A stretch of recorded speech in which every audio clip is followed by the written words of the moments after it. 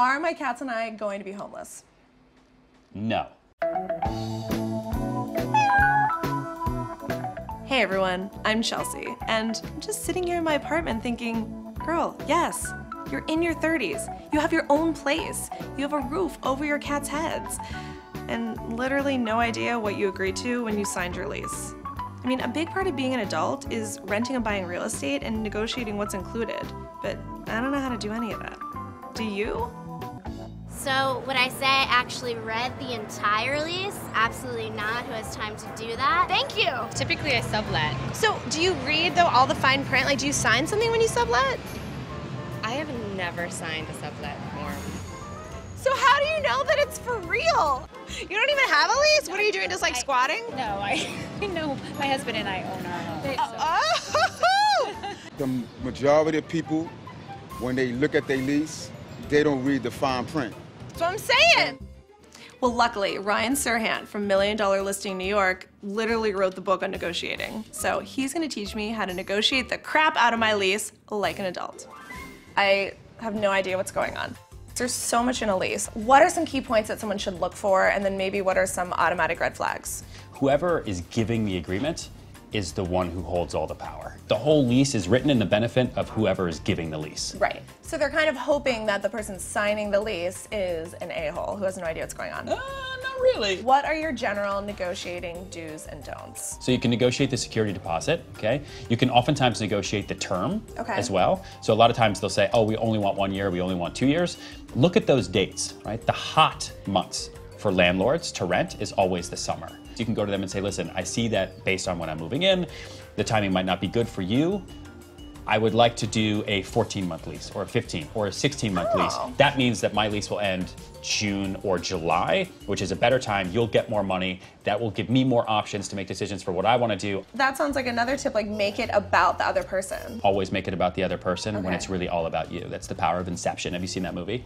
Yeah? I have. Yeah, make it their idea. Oh. Yeah, it's great. Because it's much easier for you to get what you want if you're upfront and honest with people. That is the best advice I can give to anyone who has a hard time being an adult, which might be you, right? Is to always be upfront, honest, and hit people with that when they don't even expect it. Let's say I'm getting a lease. Is Sure. there anything that I should automatically be looking for, a certain section I could go to? All the important stuff is typically towards the end. So the beginning is just really giving you definitions, right? So can I look at this? Absolutely. Yeah. So the first thing you have to look at is, are you just getting a standard lease or are you also getting a rider? So like what you have here is you have a couple different rider forms. Okay. So you are going to agree to a rent up here, but the rider could tell you a totally different rent.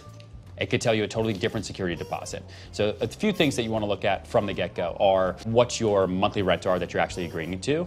Make sure that the calculation is broken down accurately based on what the yearly rent is. Because sometimes they'll say this is what your monthly rent is, but you might be tricked into agreeing to a net effective monthly rent that is lower, but the yearly rent is going to be more because they're giving you certain concessions that are only available to you right now. Because what they'll do is then they'll put into a rider that says, well, the rent that you're paying per month, and then maybe there's a little asterisk, right? Sure. Oh. So, oh God. You see right here? Oh God, you found something already. Can we talk about your monthly rent? Ryan, I just signed a 2-year lease. Don't make this weird for me. So it says your monthly rent here is $2,085.31, and then there's a little don't star. Let my mom here. Right? There's a little star. Sure. That star then says attached preferential rent rider made part of this lease. It's kind of like when something is for sale, or when you go to a gym and you're paying a monthly membership, but they waive the initiation fee. Or if there is an initiation fee, like you're getting it for $9.99, but in 2 months they're gonna hit you with a $500 bill. But now you're already there, you like it, what are you gonna do, move? Yeah, exactly. No. So you're just gonna There's pay the money. no apartments left. Exactly. Is there anything that a lease is telling me I can and can't do in the apartment? Sure. First is gonna be who's allowed to live there. Where most people make mistakes is they assume. And when you assume, you make an ass out of you. Yeah. Well, okay, this is something very personal to me. Yes. I have 2 cats, as everybody knows. And so I know a lot of apartments don't allow pets on the premises. If you are walking your cat, do you walk cats? I don't have a cat. I wish. I've tried to get Miranda Hobbs on a leash and she just won't deal with it, but. So if someone finds out that you have a cat in the apartment full time, then they can come after you and say that you're in default of your lease. No, why do some buildings not allow pets? Like, are they monsters? They can be. So let's say you don't have a cat that's trained and it's peeing in the same corner.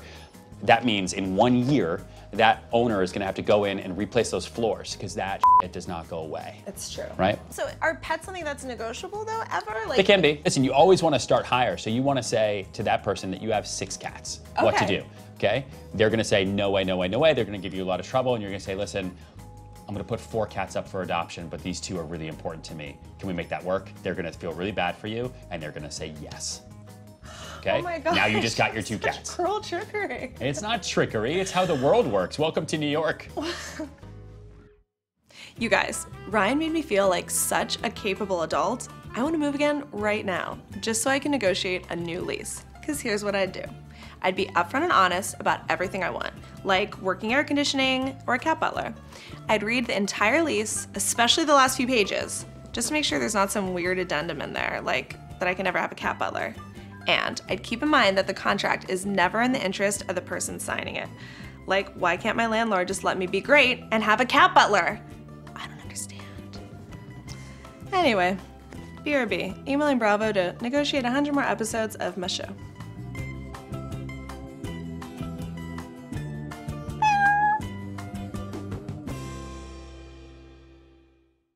Hey guys, Subscribe if you like the video. click here to watch more.